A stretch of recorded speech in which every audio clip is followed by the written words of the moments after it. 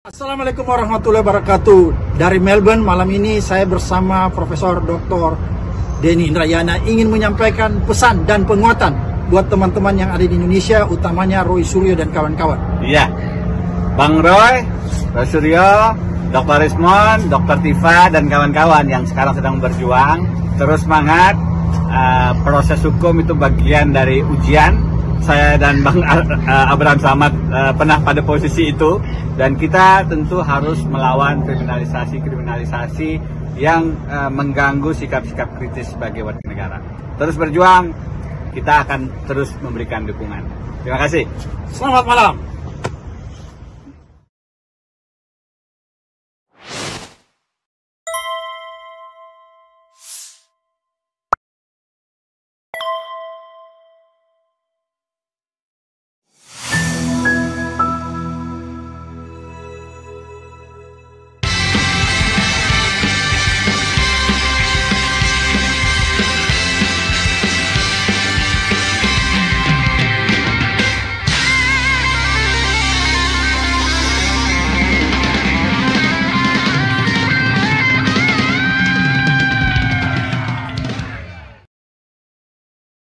Yang mengusulkan ini pada saat kemarin 2024 Pilpres posisinya di mana? Oke. Ini kan orang-orang yang barisan sakit hati. Ya kemudian Anda tidak move on? Iya, belum move on, tidak menerima, itulah whatever lah itu. Nah, ini kan sasaran antara, artinya kalau ini didorong kemudian direspon, katakanlah terjadi ini, artinya itu kan melemahkan Pak Prabowo sendiri. Pak Prabowo kan jelas tidak mau dong. Bang, tapi kan pasal 7A tadi kan dan atau, artinya ya bisa satu-satu, tidak harus satu paket. Bukan, maksud saya secara kepentingan, secara koalisi, ya, kalau ini pecah, koalisi ini pecah, otomatis melemahkan Pak Prabowo di dalam memimpin republik ini. Dan ini akan dimanfaatkan.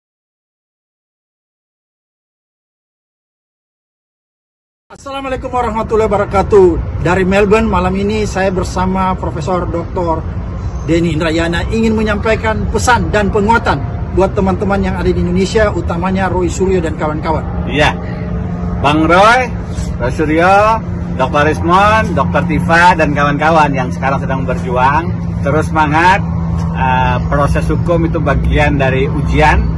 Saya dan Bang Abraham Samad pernah pada posisi itu, dan kita tentu harus melawan kriminalisasi yang mengganggu sikap-sikap kritis sebagai warga negara. Terus berjuang, kita akan terus memberikan dukungan. Terima kasih. Selamat malam.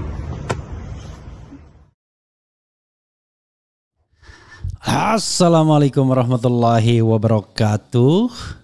Sobat RH sekalian, jumpa lagi kita di channel yang keren ini. Keren cadas. Ya, sahabat RH sekalian, saya tiba-tiba tergelitik untuk membahas ya argumentasi orang-orang yang mendukung Jokowi. Entah itu Projo, Joman dan lain sebagainya. Tapi sebelumnya saya mau mengatakan begini ya. Dalam perspektif hukum yang saya pahami, yang saya yakini dan yang saya temukan sendiri tentunya. Jadi sahabat saudara sekalian, saya tidak berkeberatan lagi penggunaan kata Jokowi dalam predikat organisasi mereka. Misalnya pro Jokowi, fine. Jokowi mania, fine. Mau apa-apa. Misalnya sedulur Jokowi, fine, silahkan saja. Karena Jokowi bukan lagi Presiden Republik Indonesia dan not belongs to the nation lagi. Tetapi dia barangkali sudah mau balik ke habitatnya sebagai dimiliki oleh kelompok eksklusif yang dinamakan relawan Jokowi. Jadi sahabat sekalian, silahkan. Nah, yang saya keberatan dulu ketika dia jadi presiden, nggak boleh dipakai nama Jokowi itu karena Jokowi itu adalah Presiden Republik Indonesia, belongs to the nation, belongs to the republic. Sama seperti saya saat ini pendapatnya nggak boleh menggunakan yang namanya Prabowo mania lah, kemudian Gibranku dan lain sebagainya, karena dia belongs to the nation. perkara kemudian tidak ada legitimasi publiknya seperti Gibran, ya, rendah legitimasinya, rating approvalnya di bawah 50% misalnya, itu soal lain. Tetapi sebagai presiden dan wakil presiden, Prabowo Gibran tidak boleh dipakai namanya, apalagi oleh kelompok-kelompok yang berusaha mengambil keuntungan dari identifikasi semacam itu. Itu jelas ya. Jadi justru keberadaan kelompok-kelompok itulah yang terus-menerus melakukan divisiveness di masyarakat, pembelahan di masyarakat. Karena ketika masyarakat itu mengkritik kekuasaan, dia langsung membela kekuasaan. Padahal kalau negaranya benar, ya yang membela kekuasaan itu adalah juru bicara resmi, bukan jubir-jubir swasta yang gak jelas standing di negaranya. Makanya sebenarnya kan baik Prabowo maupun Gibran kan ada staff-staffnya sendiri. Jadi kalau ada yang terkait dengan presidensi atau vice presidensi, yang harus keluar, yang harus ngomong adalah orang-orang yang memang digaji secara resmi oleh negara, bukan yang digaji secara gelap-gelapan dalam tanda kutip, dijadikan komisaris BUMN, tetapi kerjanya adalah disuruh membela penguasa atau pemerintah. Ya. Jadi ketika dulu saya sebagai komisaris utama BUMN mengkritik pemerintah, orang aneh semua, surprise semua. Bahkan mantan ketua DPR bilang, wah kok Refli begitu ya, masih tetap bisa mengkritik. Ya tapi setelah ini selesai katanya. Ya terjadi memang begitu, tapi gak apa-apa. Karena saya pada waktu itu ingin membuktikan bahwa jabatan tidak membuat kehilangan daya kritis kita. Karena itu saya katakan BUMN itu bukan badan usaha milik pemerintah, tapi badan usaha milik negara. Negara itu negara, kemudian masyarakat dan penguasa atau pemerintah. Jadi justru komponen terbesar dalam BUMN itu adalah masyarakat. BUMN itu milik masyarakat, ya, bukan milik pemerintah, tetapi yang lebih tepat milik negara yang terdiri dari komponen masyarakat, pemerintah dan wilayah sebagai satu kesatuan yang bernama Indonesia. Paham ya? Jadi nanti penguasa-penguasa yang tidak paham itu menuntut pengurus BUMN harus pro mereka, itu salah. Justru semakin menjadi pengurus BUMN, orang harus menjadi sadar, enlightened, harus ngomong sesuai dengan hati nurani, dengan kebenaran dan lain sebagainya. Begitu saudara sekalian, ya. Karena dia adalah seorang pengawas. Justru kalau dia bela-bela pemerintah aneh. Kok menjadi pengurus BUMN kok jadi tim suksesnya pemerintah. Baik dalam masa pemilu maupun dalam masa pemerintahan. Oke, saudara sekalian, saya tergelitik terus terang saja ya untuk menggarisbawahi apa yang dikatakan Waketum Projo tadi. Kemudian juga orang-orang yang sama selama ini. Dengarnya sebel sebenarnya ya, bukan sebel karena benci, enggak. Sebel kok, kenapa ya orang-orang seperti itu yang kemudian mewakili negara ini untuk berbicara mengatasnamakan penguasa. Enggak punya argumentasi, tidak punya poin. Poinnya itu aja. Ini kan barisan sakit hati. Kemudian gagal move on.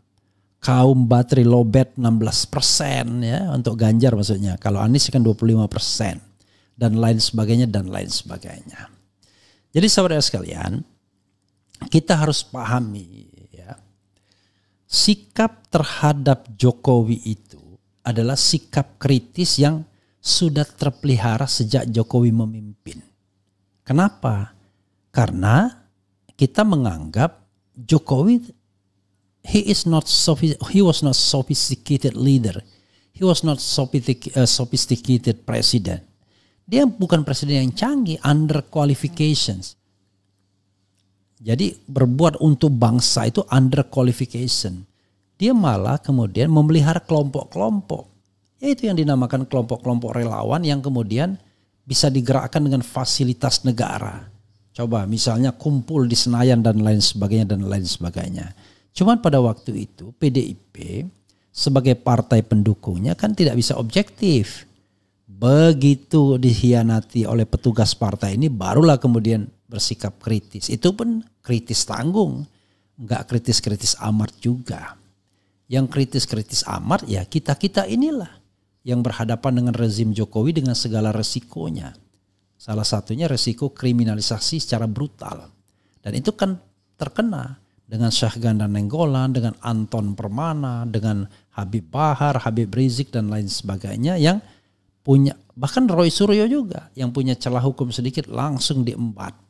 Terutama menggunakan Undang-Undang 1/1946, pasal 14 ayat 1 ayat 2 dan pasal 15 yang kemudian dinyatakan inkonstitusional oleh MK. Jadi sikap dasarnya itu memang sudah kritis terhadap pemerintahan Presiden Jokowi. Oh itu karena Anda tidak dapat jabatan. Siapa bilang? Justru saya dalam pemerintahan Jokowi dapat jabatan. Yaitu sebagai staf khusus Menteri Sekretaris Negara. Dan berhenti saya 4 bulan saja. Karena saya melihat aduh kok gak cocok jabatan ini buat saya. Karena saya tidak bisa lagi ngomong. Ketika saya menjadi komisaris utama. Saya dengan santai berpendapat apa adanya. Terutama setelah Jokowi menjabat 3 tahun. I found him, he was not sophisticated leader. Enggak canggih ini orang. Makanya saya sudah mengkritik Jokowi ketika saya masih menjabat sebagai komisaris utama. Itu perlu dicatat ya. Jadi saya menjadi komisaris utama itu baru diberhentikan itu pada bulan April 2020. Saya mengkritik Jokowi, you can check my jejak digital ya. Itu sejak 2017 sudah saya kritik. Bahkan ya 2016 ketika saya ditanya apakah setuju dengan IKN atau tidak, saya katakan saya tidak setuju dengan IKN. Jadi kalau seandainya dikatakan wah Anda tidak dapat itu karena itu Anda kritik. Ya you can check it ya. Saya tidak seperti itu rasanya ya. Kecuali kalau Anda kudet, kurang update ya. Oke. Nah, saya tidak tahu dengan orang-orang yang suka mengkritik Jokowi lainnya. Tapi saya kira sama. Said Didu misalnya. Said Didu itu rela kehilangan uang 200 juta penghasilan dia sebagai komisaris BUMN pada waktu di PT Timah. Dan kemudian juga sebagai birokrat untuk kemudian kritis terhadap pemerintahan Presiden Jokowi. Menjelang Pilpres 2019, dia kemudian berhenti dan melipir ke kubu Prabowo karena tidak setuju dengan Jokowi. Nah bedanya saya tidak melipir ke Prabowo karena saya sendiri secara sikap batiniah tidak pernah menyetujui Prabowo yang ini sorry to say bukan Prabowo himself tapi Prabowo sebagai sebuah fenomena Orde Baru. Dia kan the son-in-law dari penguasa Orde Baru. Yang kita tahu bahwa penguasa Orde Baru itu adalah penguasa yang korup, penguasa yang otoriter dan lain sebagainya. Jadi kenapa Orde Baru ditumbangkan? Ya karena itu. Karena dianggap sarang KKN dan otoriter. Dengan 3 pilar penguatnya. Dui fungsi ABRI, birokrasi dan Golkar. Karena itu ketika aktivis hari ini mendekat semua kepada Prabowo Subianto, ya ada 2 kemungkinan. Prabowo-nya yang sudah berubah atau aktivisnya yang sudah berubah, itu saja. Kalau Budiman misalnya Sujatmiko bermesraan dengan Prabowo, ada 2 kemungkinan. Budimannya yang sudah berubah atau Prabowo-nya yang sudah berubah. Itu aja. Ya kan? Sehingga klop. Tapi kalau dua-duanya berubah, rasanya enggak juga. Karena kalau dua-duanya berubah, bisa different direction dia jadinya.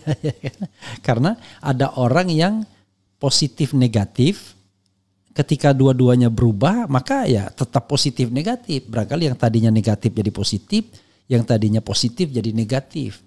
Karena itu pasti yang berubah satu. Nah, itu saja, saya tidak tahu siapa yang berubah. Demikian juga Andi Arief, misalnya Nezar Patria dan lain sebagainya. Orang-orang yang dulu sangat kritis terhadap kekuasaan Orde Baru, malah sekarang itu justru menjadi bagian dari pemerintahan penguasa Orde Baru. Kan ini lucu sesungguhnya. Tapi ya itulah yang terjadi. Mau diapain lagi? Oke? Nah, karena itu saudara sekalian balik lagi. Klaim bahwa mereka-mereka itu adalah kelompok sakit hati gagal move on. kadang-kadang terganggu juga dibilang kelompok sakit hati. Tetapi menurut saya itulah ujiannya. Kalau Anda mau menjadi seorang pejuang, ya ujiannya kalau cuma dikata-katain ya sudah. Apa sih sakit hati itu?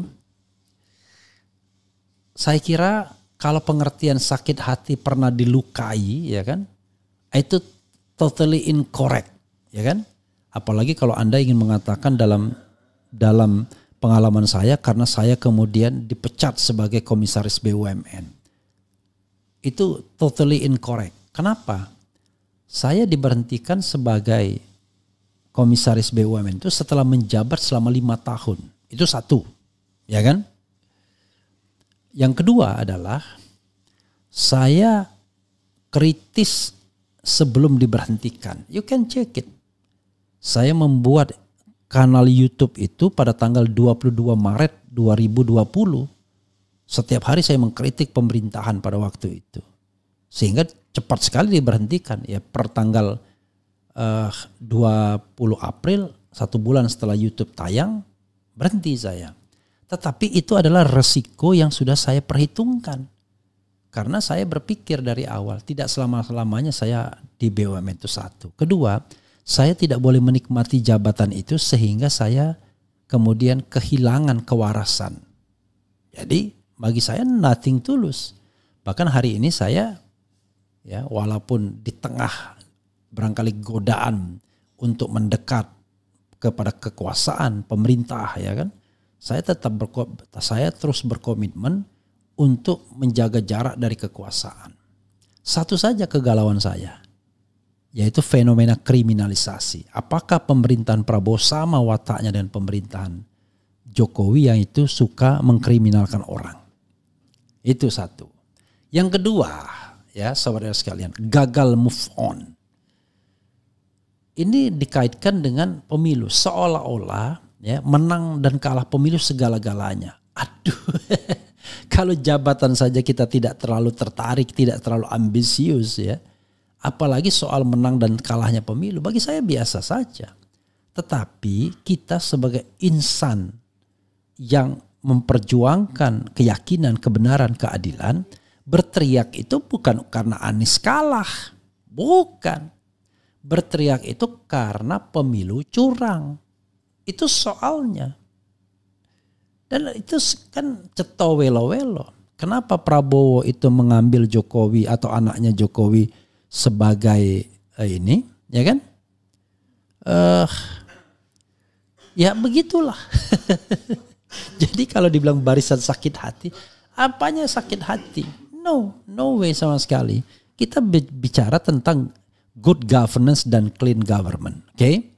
Nah, coba Anda bandingkan kita dengan mereka-mereka lah, ya. Siapa mereka? Coba lihat pendidikannya bagaimana, kemudian sepak terjangnya bagaimana dan lain sebagainya. Beda lah, ya kan? Orang seperti Sunarko misalnya dikatakan sakit hati. Ini orang yang sudah pensiun lama, yang barangkali, maaf kata, waktunya hidup di dunia nggak banyak lagi, nggak mau nyari apa lagi dia, ya kan? Tetapi persoalannya adalah ada sebuah idealisme yang mau dipertahankan, ingin melihat Indonesia ini menjadi negeri yang adil, makmur, sejahtera, negeri yang baldatun toyibatun warofun ghafur, negeri yang bukan para koruptor dan para pencoleng, para penjilat yang berkuasa, tapi orang-orang yang memang ingin mengurus negara.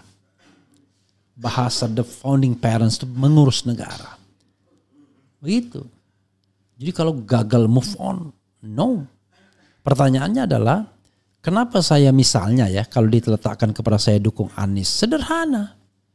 Faktor Jokowi. Dan faktor kualitas tentunya. Saya tidak mungkin mendukung Prabowo yang merangkul Jokowi, apalagi menggunakan putusan MK 90 yang penuh dengan aroma KKN-nya. Jadi bro, ya, hidup ini tidak hanya soal jabatan dan uang. Kalau kalian ingin jabatan dan uang, ambillah. Kan saya sudah punya komitmen, tidak akan juga saya tertarik dengan jabatan itu. Tetapi hidup ini adalah perjuangan akan nilai-nilai. Itu yang harus kita Di antara kalian juga paling saling iri pastinya kan, ketika di sana ditunjuk sebagai komisaris Pertamina, di situ kemudian ditunjuk sebagai komisaris yang lebih kecil. Mungkin kalian sendiri udah mempermasalahkan ada api dalam sekam di antara kalian. Sementara saya memperjuangkan tidak boleh ada jabatan rangkap dan pengurus BUMN harus dijabat oleh orang yang profesional. Jangan-jangan di antara kalian juga senang gitu, tepuk tangan. Aduh, boleh-boleh juga prok. Benar juga itu, wakil menteri nggak boleh menjabat jabatan rangkap. Jadi kalau saya misalnya mendukung Anies, he was the best. You can show in the presidential debate, ya kan? Cuman masalahnya adalah, udahlah kata Deddy Sitorus dari PDIP, bukan lo yang memenangkan pemilu, tapi tuh yang dekat Blok M katanya. Nah, pertanyaan saya adalah, saya malah mengusulkan, kalau 2029 nanti Prabowo masih ingin mencalonkan diri sebagai presiden, nggak usah digelar pemilihan presiden. Udah langsung aja dilanjutkan. Kenapa? Lah, kalau pemilunya tetap curang, tetap menggunakan bansos, menggunakan fasilitas negara, kemudian dibiarkan saja orang yang ingin memanfaatkan fasilitas jabatan, ya bodoh aja. Sekarang beda ya dengan 2020. Erick Thohir udah kampanye kemana-mana. Sekarang nggak berani Erick Thohir kampanye. Why? Karena Prabowo masih punya peluang untuk putaran kedua. Mana berani dia kampanye sekarang. Tidak ada satupun menteri yang berani berkampanye untuk menjadi calon presiden di 2029. Bahkan Gibran dan PSI sekalipun mengatakan dukung Prabowo. Ya, ini baru subuh bro. Baru subuh udah bilang dukung Prabowo. Takut sekali sih kalian kehilangan jabatan. Takut sekali kehilangan kekuasaan. Takut sekali kehilangan kenikmatan. Belum ibaratnya ya. Belum diajak bertarung aja udah nyerah kalian. Ya kan, itu justru itu jiwa-jiwa penakut. Ya kan? Dan kalau cuman tujuannya adalah untuk kenikmatan, mendapatkan jabatan komisaris dan lain sebagainya, alhamdulillah. Ya. Rasanya nggak perlulah ya kan sampai begitu-begitu aman. Oke. Jadi satu, pembenci. Terakhir ya. Pembenci Jokowi. Kalau pembenci itu sakit hati karena sesuatu hal, insya Allah tidak. Tapi kalau nggak suka sama Jokowi, benci sama nggak suka itu beda ya saya menganggap. Benci itu lebih pada sikap hati yang syirik dan lain sebagainya. Benci itu begitu. Tapi kalau nggak suka, yang kita nggak suka itu kelakuannya, perilakunya. Masa Anda suka dengan putusan MK 90 yang ditengarai kong kali kong? Bayangkan, mau pendaftaran terakhir hari ini diputuskan. Kan Sontoloyo namanya. Jadi kita ini ingin bernegara secara baik. Jadi kalian dengar nggak ya? Jadi makanya saya katakan orang yang sedang jatuh cinta, orang yang sedang berkuasa, orang yang sedang sukses, orang yang sedang pegang banyak duit, plus orang yang tidak update, ya, tidak mengerti informasi, alias kurang secara pengetahuan, nggak bisa diomongin, berat ngomonginnya, ya kan? Karena itu memang perjuangan. Ya seperti misalnya Musa ngomongin Fir'aun, nggak bisa, susah, nggak gampang, ya kan? Jadi itulah yang namanya fenomena kekuasaan. Saya berpikir ya, kenapa negeri ini dijajah 350 tahun? Ya karena ada orang-orang penjilat, oportunis yang takut miskin, takut dengan tidak dapat bagian kekuasaan dan lain sebagainya. Sehingga mau dia bekerja sama dengan Belanda, dengan orang-orang yang jelas menjajah. Nah saya menganggap ya, orang yang mau bekerja sama dengan Jokowi adalah orang yang mengkhianati republik ini. Apa yang bisa dibanggakan dari Jokowi, bayangkan. Saya bingung kalau orang kemudian memuja-mujanya. Dengan utang 10.000 triliun. Dengan memajukan Bobi dan Gibran dengan sedikit memaksa. Itu yang dibanggakan. Dengan pertumbuhan ekonomi yang bahkan dibandingkan SBY pun tidak lebih baik. Jadi apa yang dibanggakan? Jadi saya dapat data dari Awalali Rizki, seorang pengamat ekonomi, mengatakan semua indikator ekonomi pada masa pemerintahan Jokowi itu rendah semua, di bawah semua, di bawah pemerintahan SBY, dan kalau dibandingkan dengan pemerintahan sebelumnya maupun dibandingkan dengan fenomena global. Negeri ini adalah negeri dengan penduduk terbesar. Nomor 3 di dunia. Nomor 4 lah. After India. Mungkin India sudah lebih banyak dari China. We don't know exactly persisnya. After China lah traditionally. India, Amerika Serikat, dan Indonesia. Tapi coba kita lihat kualitas sumber daya manusianya. Ya, Human Development Index-nya kan memprihatinkan. Nah, Anda bisa nggak berpikir bahwa kita diwakili oleh Jokowi yang gagap, literasinya tidak banyak, bahasa Inggrisnya juga nggak jalan. We walk the talk, not only talk the talk. Kan nggak bisa begitu. Ya, I don't speak English well, but at least I speak better than him. Ya kan begitu. Gitu, at least. Nah, jadi karena itu menurut saya kita cobalah berpikir. Jadi gini, Anda boleh membela sebuah pemerintahan atau sebuah rezim, tapi belalah secara elegan, secara cerdas, gitu ya. Misalnya lagi, wah ini sasaran antara, tadi kan dikatakan sasaran antara untuk menyingkirkan Prabowo. Ini it doesn't make sense. Justru saya kesel dengan para aktivis yang ketika ngomong tentang Prabowo masih ragu-ragu dia, nggak berani mengkritik. Ya karena takut dibilang sasaran antara dan lain sebagainya. Padahal mereka yang mengajukan Gibran untuk dimakzulkan itu adalah orang yang menjadi purnawirawan TNI. Coba bayangkan, saya yakin ya mereka para aktivis ini menginginkan Prabowo menjauh dari Jokowi. Pasti bahagia mereka. Tetapi tergantung kinerja Prabowo selanjutnya. Kalau kinerjanya omon-omon pasti kena kritik juga. Jadi 2 step bagi Prabowo. 1, menjauhlah dari Jokowi dan Gibran. Yang kedua,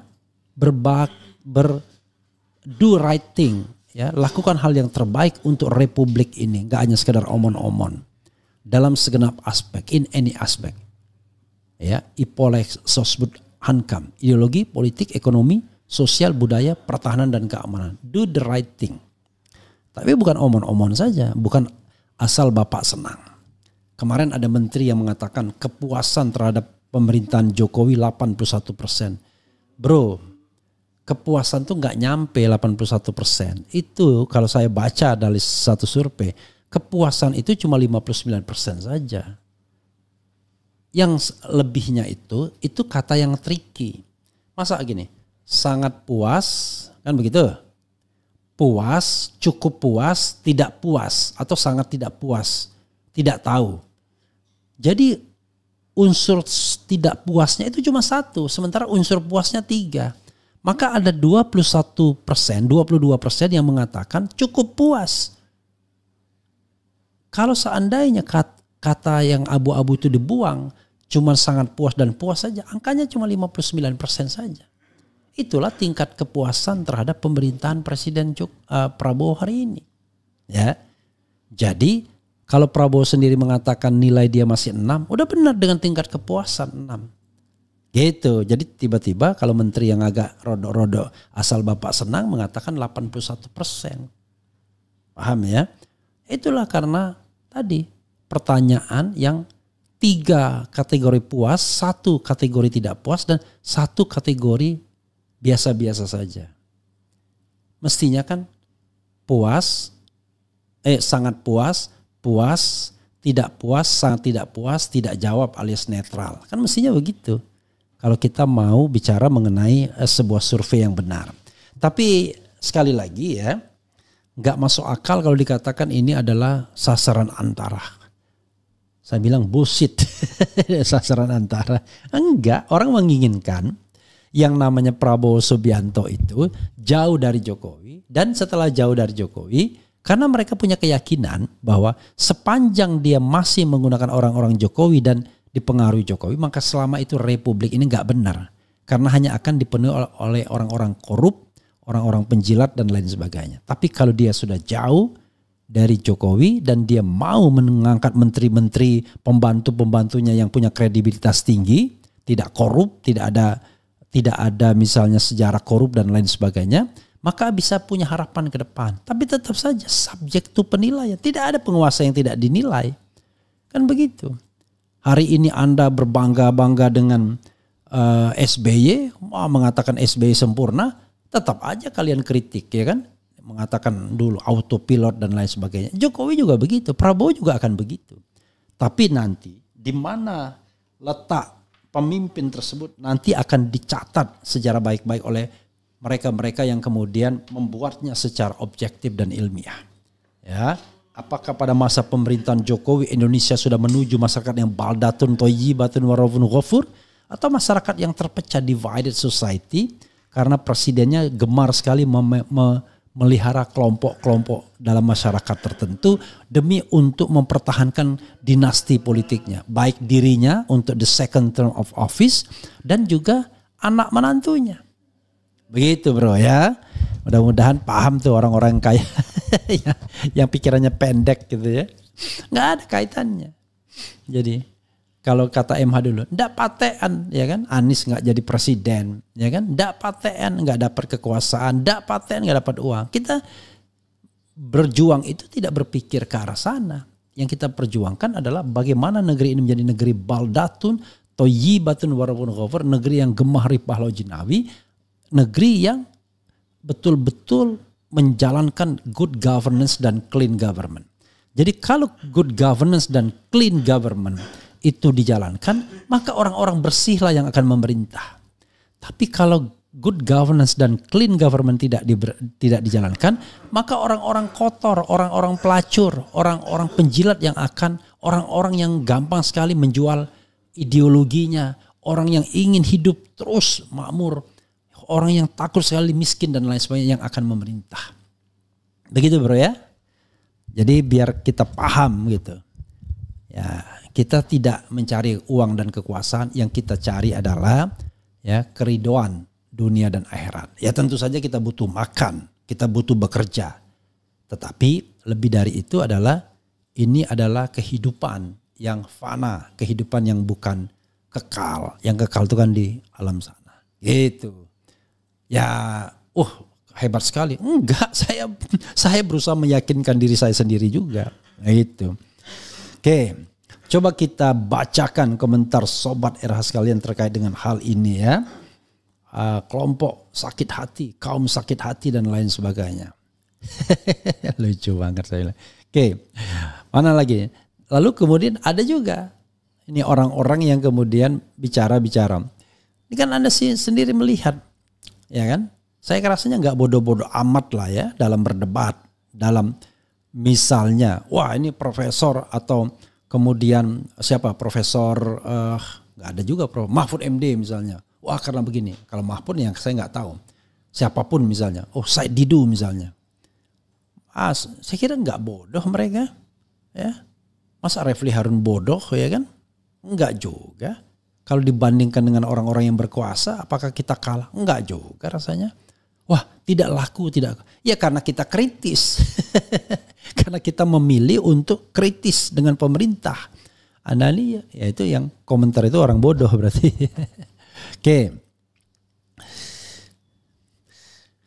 Oke, kita bacakan komentar sobat era sekalian. Saya tidak berpretensi Anda mendukung saya semua ya, tetapi itulah yang ingin saya sampaikan. Menjijikkan gara-gara satu orang jadi rusak, perang aja sekalian. Ya enggak, jangan begitu juga ya. Suka-suka mereka aja mau pakai nama Jokowi pakai, kasih mereka puas biar lancar darahnya mengalir. Sehat terus Om Refli Harun. Kalau sekarang sih nggak ada masalah karena itu not belongs to the republic anymore ya. Kalau penuntut ijazah Jokowi sebagai orang sakit hati, artinya jangan ngambek kalau yang membela Jokowi kita anggap orang hilang akal yang bebal dengan kedunguan. Kalau ijazah Jokowi asli tidak sulit untuk membuktikan. Kemudian justru sebaliknya mereka yang membabi buta menjilatnya ingin terus Jokowi and keluarga berkuasa biar cuan masih terus bisa masuk kantong mereka. Ya masalahnya adalah kita nggak tega ngomong begitu, nggak seperti mereka ya kan. Wah ini kalah kalian ini kan orientasinya cuma duit dan kekuasaan aja, bukan nilai ya kan. Dulu ngata-ngatain Prabowo ya, ini maaf kata itu yang namanya DJ anak jenderal tuh bilang nggak ada prestasi, nggak ada istri, dan maaf kata nggak ada alat kelamin gitu. Dia bahasanya tidak begitu, tapi saya nggak tega saja menyebutkannya. Bayangkan itu masih ada jejak digitalnya. Wow, sekarang mengaku anak jenderal, misal, ya kan? Lucu banget. Saya nggak pernah ngatain Prabowo yang sifatnya pribadi personal. Yang saya kritik adalah Prabowo as the son-in-law of Soeharto. Jadi sebuah fenomena kekuasaan yang saya kritik, bukan Prabowo himself, ya. Saya nggak ada urusan apakah Prabowo punya itu atau enggak, yang kemudian yang sering dikatain oleh Fufu Fafa juga dan lain sebagainya. Tapi yang saya persoalkan adalah Prabowo sebagai son-in-law ya dari penguasa Orde Baru dan sekarang sebagai presiden. Jadi fenomena kekuasaan yang saya persoalkan. Dan siapapun yang berkuasa memang subject to be criticized. Ya, jadi jangan marah ya kan. Oke. Kemudian bongkar negara ini milik rakyat bukan milik pejabat, busuk lah. Purnawirawan TNI kalah dari apa? Relawan Jokowi itulah yang bisanya hanya bisa gaduh, sok jago karena merasa kebal hukum. Salah berpikir mereka itu. Prabowo kalau tetap melindungi para penjilat. Keren RH Channel. Namanya juga usaha termul untuk melangsungkan kekuasaan tuannya ya. Ya, salam juga buat Ade Armando yang banyak membahas saya dan sekarang sudah diangkat sebagai komisaris PLN Power ya. Akhirnya dapat juga. Apabila kemelut ijazah tidak rampung sampai tuntas, bisa juga akan diangkat lagi untuk meramaikan medsos di 5 tahun mendatang. Jadi sobat era sekalian ya, andalan pro Jokowi ini dua saja. Ya kan? Ngatain orang sakit hati dan ngelapor polisi. Itu aja. Cemen banget gitu loh. Dan terakhir ngajak kelahi. Itu sih bukan manusia yang beradab gitu loh. Ya. Jadi dalam sebuah masyarakat yang civilized, maka ujung tombak itu adalah argumentasi. Ya. Bukan menghina pribadi, bukan lapor polisi, apalagi ngajak berkelahi. Itu enggak beradab namanya. Ya. Kemudian apabila kemelut ijazah tidak, oke, apalagi ya.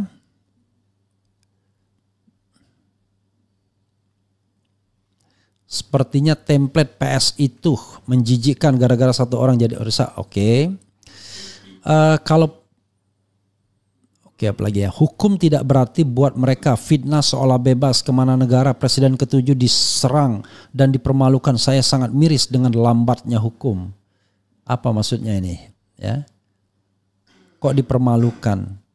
Kalau kita bicara tentang people scrutinize, Anda nggak paham mengenai yang namanya kedaulatan rakyat dan hak atas kedaulatan rakyat tersebut.